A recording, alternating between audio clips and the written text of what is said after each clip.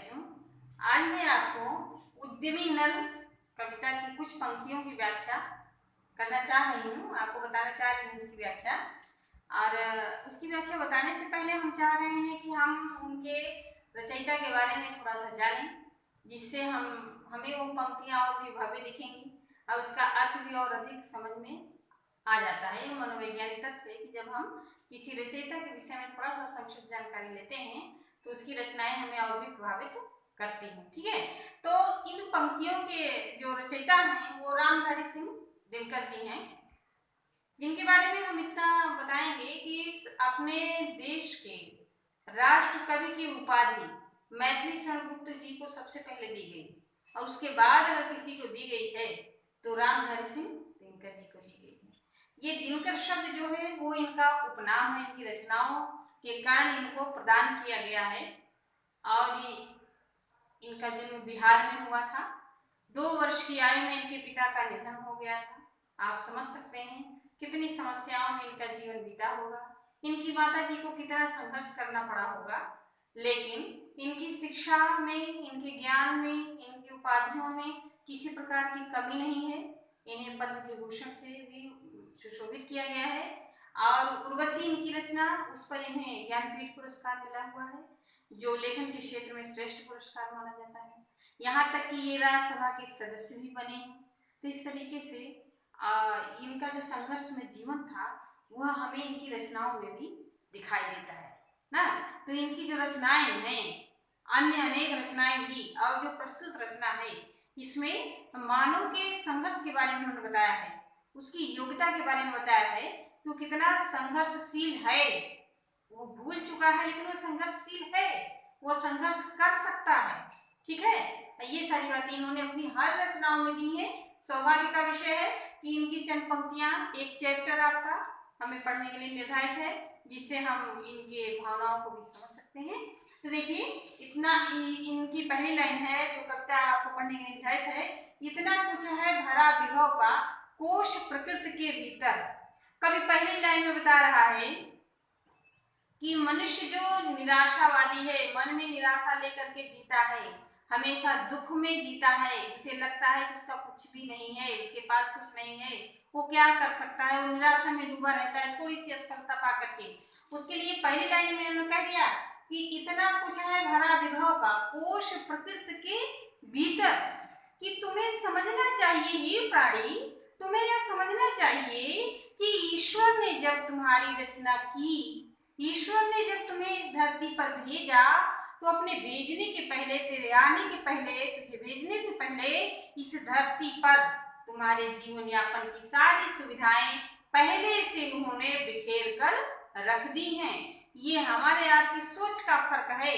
यह व्यक्ति के संकीर्णता का प्रतीक है कि उसे लगता है कि उसके लिए कुछ नहीं है, वो कुछ नहीं है, वो भागा है, वह भाग्यहीन है। ये सारी भावनाओं से उबरने के लिए कवि कहता है कि इतना कुछ है भरा विभव में, कि तुम जरा अपना दृष्टिकोण बढ़ा के तो देखो, थोड़ा विस्तार में जाकर करके तो देखो, तो तुम्हें लगेगा कि संसार में बहुत सारी चीजें भरी पड़ी हैं। अभी प्रश्न हो सकता है कि संसार में बड़ी है तो हमें क्या लेना देना? नहीं, यहाँ अगर आप ध्यान से देखेंगे तो वो सारी चीजें, ये कवि ये संकेत दे रहा है, वो सारी चीजें जो हैं जिसे आप पाना चाहते हैं, उसके लिए आपके पास यह भी दिया है प्रकृति ने कि आपके पास ज्ञान है, सोचने समझने की क्षमता है, आपके पास योग्यता है, आपके पास शक्ति है, आपके पास हाथ है, पैर है। यह भी ईश्वर ने ही दिया है, जिसका प्रयोग करके जो इतना सब कुछ इस धरती पर भरा हुआ है, कवि कह रहा है, वो सारी चीजें जिसके पास जितनी सामर्थ्य है वह उसको पा सकता है। और ईश्वर सिर्फ वस्तुएं ही नहीं धरती पर भेजता है, उन वस्तुओं के साथ साथ व्यक्तियों में उनको पाने की सामर्थ्य भी देता है, शक्ति भी देता है। वो सारी चीजें भी व्यक्ति में जो है पूरी तरीके से परिपूर्ण करके इस धरती पर भेजता है। तो कहीं ना कहीं व्यक्ति के दृष्टिकोण का दोष है, व्यक्ति के आलस की बातें हैं, व्यक्ति की असमर्थता का प्रतीक है। वह अपने को संकीर्ण में जी रहा है, जो प्रकृति द्वारा दी गई चीजों को उपभोग नहीं कर रहा है। क्यों?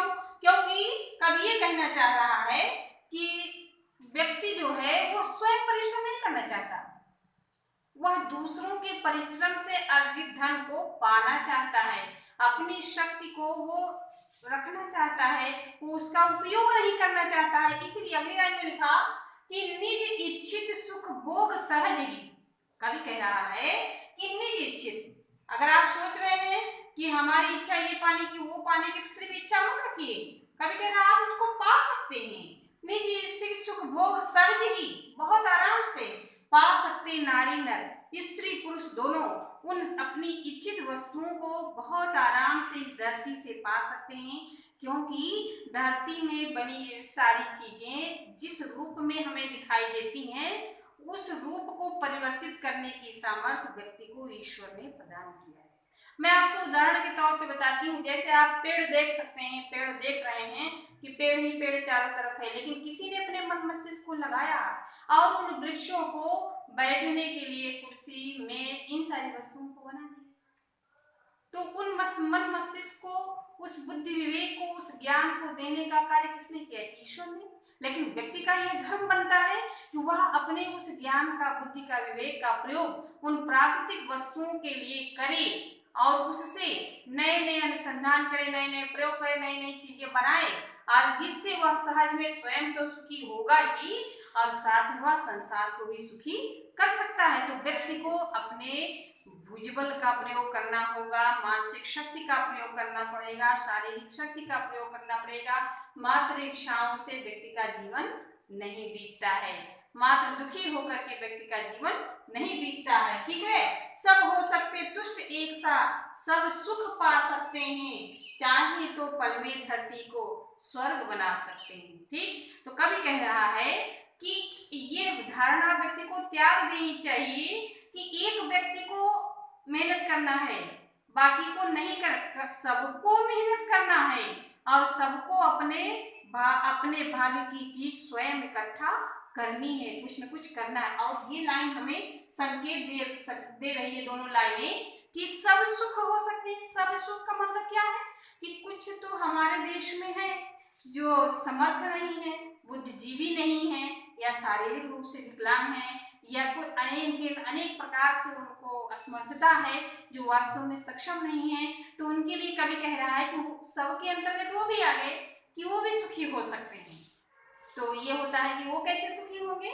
वो तो अपनी ताकत नहीं लगा सकते, मानसिक शक्ति नहीं लगा सकते हैं, वो असमर्थ है। तो यहाँ पर कवि ने संकेत दिया है इन पंक्तियों में कि एक पल में इस धरती को स्वर्ग बनाया जा सकता है। कैसे? यदि व्यक्ति अपने ही हिस्से की चीजें ग्रहण करे, यदि वह जो है बहुत अधिक अर्जन करने की बात न सोचे।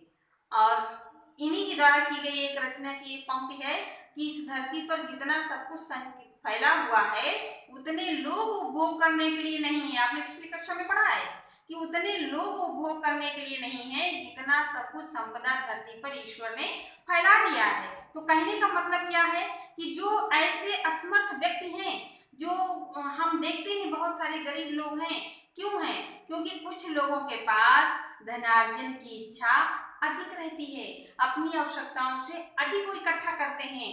तो इस तरफ संकेत करते हुए कवि कह रहा है, यहाँ पर जो है वो उसको क्रोध भी है, कवि यहाँ पर क्रोध व्यक्त कर रहा है, समानता की बात कर रहा है। यदि हम चाहें तो एक पल में पूरी धरती को स्वर्ग बना सकते हैं। कैसे?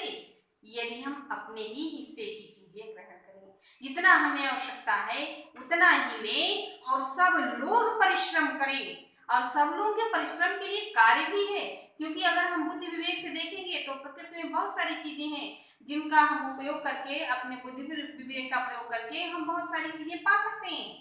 तो एक तरफ पा सकते हैं और दूसरी तरफ ये भी नहीं रखना चाहिए कि यदि हम प्रयोग कर रहे हैं तो हम ही ज्यादा पाएं। अपनी पीढ़ियों दर पीढ़ियों के लिए रखने वाली विचारधाराएं ही समाज में असमानता का भाव, दुख का भाव फैलाती हैं। तो कवि का संकेत है, यदि एक पल में धरती को स्वर्ग बनाना है तो सबको सिर्फ अपने हिस्से की चीजें लेनी है और बाकी छोड़ देना है। जब बाकी छोड़ देना है तो सबको अपने आप मिल जाना है। तो हमें कहीं ना कहीं ये सोचना चाहिए कि यदि हम बहुत ज्यादा सुखी हैं, हमारे अन्य पीढ़ियां भी सुख से हमारे ही वजह से जी सकती हैं, तो निश्चित रूप से हमने किसी के हक की चीजें ले ली हैं। यह व्यक्ति का धर्म बनता है कि यदि वह उसे ईश्वर ने विवेक ज्ञान दिया है तो वह दूसरों के परोपकार की बात भी सोचे। और यदि ऐसी विचारधारा बनाता है तो कवि कह रहा है यह विचारधाराएं सबकी बन जाए इस धरती पर तो एक पल में यह धरती स्वर्ग में परिवर्तित हो जाएगी। प्रत्येक व्यक्ति सभी चीजें पा जाएगा, सब सुखी हो जाएंगे, सब आनंद पूर्वक जीवन जिएंगे, किसी को किसी से किसी प्रकार का संघर्ष नहीं होगा। ठीक है।